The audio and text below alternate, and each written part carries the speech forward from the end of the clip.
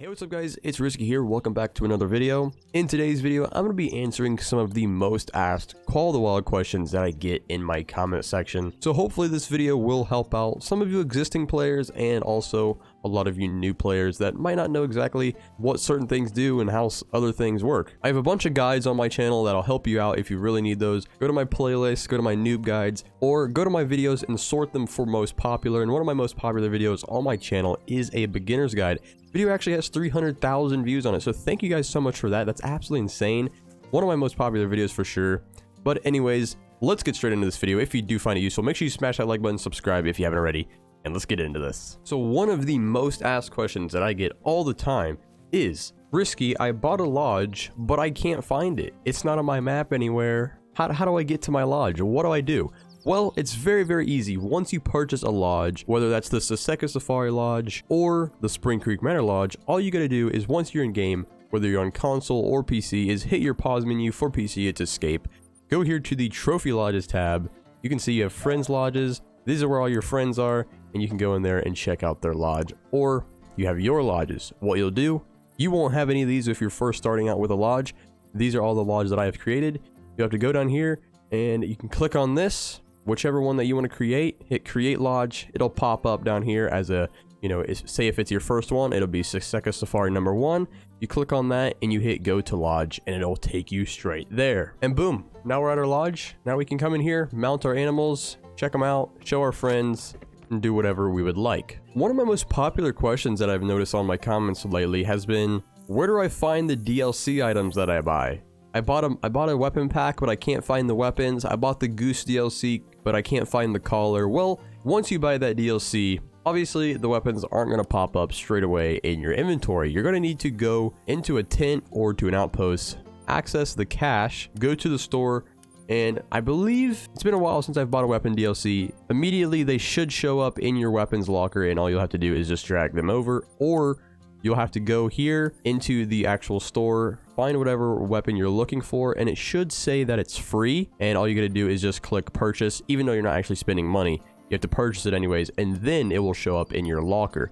Same thing goes for the collars. All you need to do, if you can't find a collar, go to your storage and go to lures. If you can't find it in there, then like I said, again, go over here to the store and it should be free, kind of like this. Actually, I believe collars aren't free for DLCs. I believe you have to purchase them with in-game money, which is kind of unfortunate, but yeah, you can see the short read Canada Goose collar. If you do purchase the Goose DLC, you'll need to come here and purchase this and it will show up in your storage. That's definitely one of my most popular questions, so hopefully that helps some of you out. So one question that I also get a lot on many of my guide videos and whatnot is, I shoot an animal, but they just never die. I end up tracking them for an hour, which is kind of crazy because I don't remember the last time that I tracked an animal for an hour. I have a whole shot placement guide video in my noob guide series. If you want to see that, then I'll link in the description. That should help a lot of you out. The reason you might be shooting an animal and it isn't dying is because you're not taking a proper shot. Don't be shooting animals in the head or in the back of the leg. They're not going to die. What you want to do is, you see how this guy is standing sideways like that?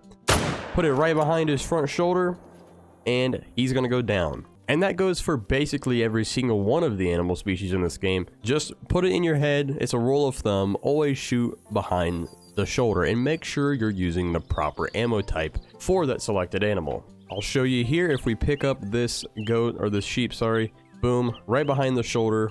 I was a little bit actually far back, but I did manage to get the double lung still. With these, some animals, their lungs are a little farther back. Some of them are really far forward, kind of like the ibex. Their lungs are really far forward. So kind of just put it around here, literally like right behind the front shoulder, and it will go into the lungs on pretty much all of the species in the game.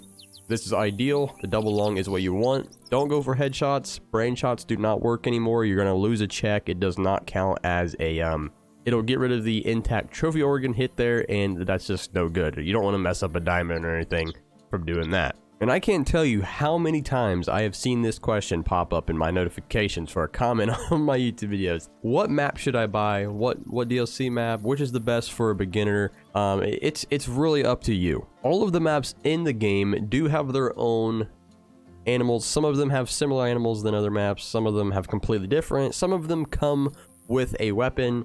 it's just really whatever you're into. If you want an African map, then go for the Virunga Savannah here. Whenever you go to the Steam store or your PlayStation or Xbox store, you can click on the DLC before you buy it and take a look at what it looks like before you even purchase it. You can scroll through. Every map has their own description telling you about the map, the animals that are on it, and things like that. But what would I recommend for the best beginner map? Probably Silver Ridge Peaks. It's a very open map. There's a lot of species.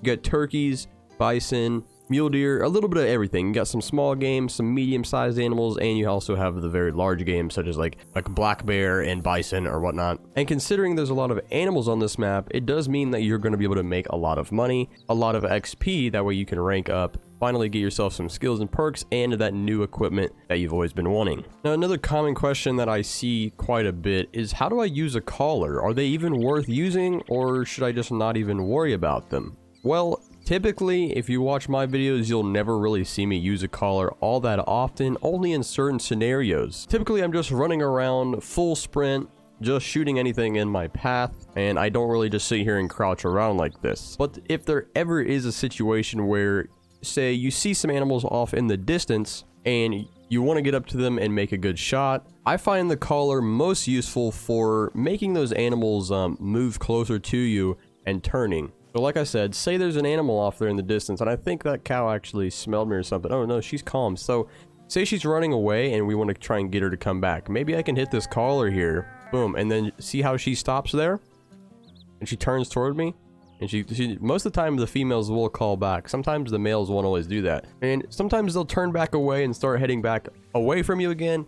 All you gotta do, pull out the collar, hit it one more time, and typically after 1 or 2 calls, they will turn back and start coming towards you. Generally, collars aren't always going to be super effective. Don't worry about them too much. Use them here and there if you're in this kind of scenario here where you're just trying to get a better shot or a better angle on an animal.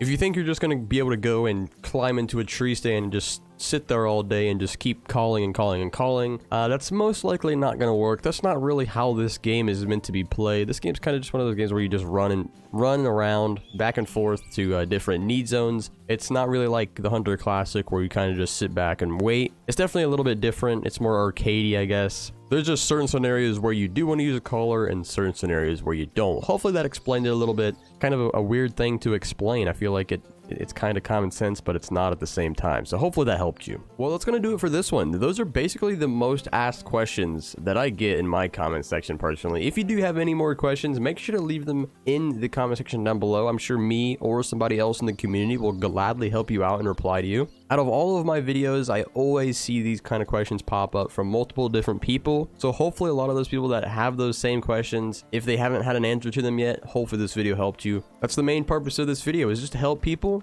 help them get better at the game, help them have a better understanding, because it is a pretty confusing game. Because once you just load into this game, there isn't really much of a tutorial. I think it tells you a few things, and then you're basically on your own. You have to learn everything else yourself. So the best way to really learn the game is just to watch other YouTubers. And to those of you that do watch me, I really appreciate that. So thank you so much for watching. Be on the lookout for more Call of the Wild videos coming very soon, and I'll see you guys in the next one.